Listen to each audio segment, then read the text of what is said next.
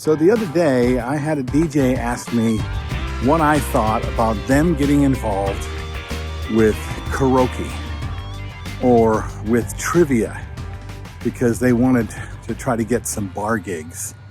And what did you think of that, Bill? What is your opinion? Hi, I'm Bill. This is Creative License. Thanks again for being a part of this little dog and pony show. Be sure to be nice to my sponsors.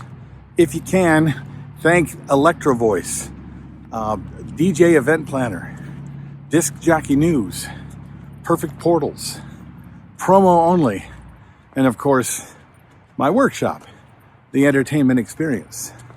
So, what do I think of people adopting trivia, bingo, karaoke, and going out and doing bars? Well, I don't have anything wrong with it. I don't think that there's anything inherently bad about it. What I do see, though, is those things becoming more about the thing that you're bringing to the bar and less about the person bringing it to the bar. What do I mean by that? Well, when karaoke started years ago in the early 1700s, people did karaoke in bars, and the thing about karaoke was not just that you could show up and be a star. It was you came and sang a song and were encouraged, and a show was put together by this really awesome personality. You just go see karaoke. You went and saw Dave's karaoke. In fact, you went and saw DJ Mike. Oh, and he's got karaoke. That'll be fun. DJ Mike, or that host, made it a very valuable thing, not only for the bar and restaurant he was doing it a part of, but for him as well. Because without karaoke, if he didn't bring the tool, if he didn't bring the thing, then he was still there, and they were coming for him, really, instead of for the game that he decided to play. And if in fact it was just the game, then he wasn't really necessary, was he? Well, over the years, that's kind of what happened. The karaoke hosts, the hosts of those bar games, became less relevant because they leaned into the idea that it was the thing they were coming for and not for the person. And because of that, somebody else who was not DJ Dave could walk into the bar with the same thing that they're selling to the public and say, well, I have this thing. I like this thing. I'll come and do this thing for half of what Dave charges you for it.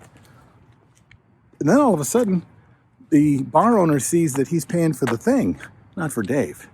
So, well, yeah, why wouldn't I get it for half? Because the thing doesn't change. And then when he comes in, he realizes that, and then all of a sudden, he's not putting on a show. He's just presenting the karaoke. He's sitting in the corner. He's calling a name. He's handing you a mic. He's mixing the thing.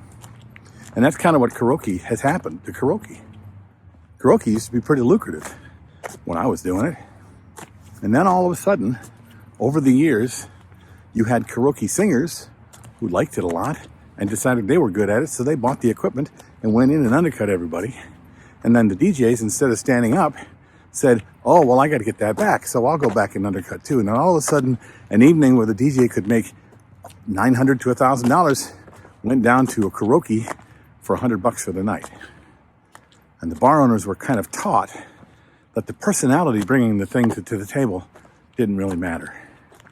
Well, I hate to say it, but that's kind of what's been happening with the trivia world and with the bingo world and all of these cool things that DJs are finding to present, are forgetting that without the thing, then somebody will do it for less if it's just the thing. But without the thing, it has to be you. You've got to be the thing they can't replicate. You've got to be the thing that the guy coming in and saying, I'll do it for less, can't replicate. He can't be DJ Dave because he's just Mike. Mike may know how to run the gear, but Mike doesn't know how to run the room. Doesn't draw people in because of their wonderful personality. Doesn't make it this amazing thing. So, what do I think of trivia? I think it's great. What do I think of bingo and karaoke? I think they're great. What do I think of the newest thing you might have come up with for a bar? I think it's amazing. What I do think is you're selling the wrong thing to the people paying you. You should be selling you, because you can't replicate it. And if you can't walk into that bar without that thing and make it a fun evening that people come to because you're a part of it, then maybe you should rethink the thing that you're doing. Because all the tools go away, and the only thing that you have that will not change is you. What do you think? Write down your comments below. And I'll see you next week on Creative License.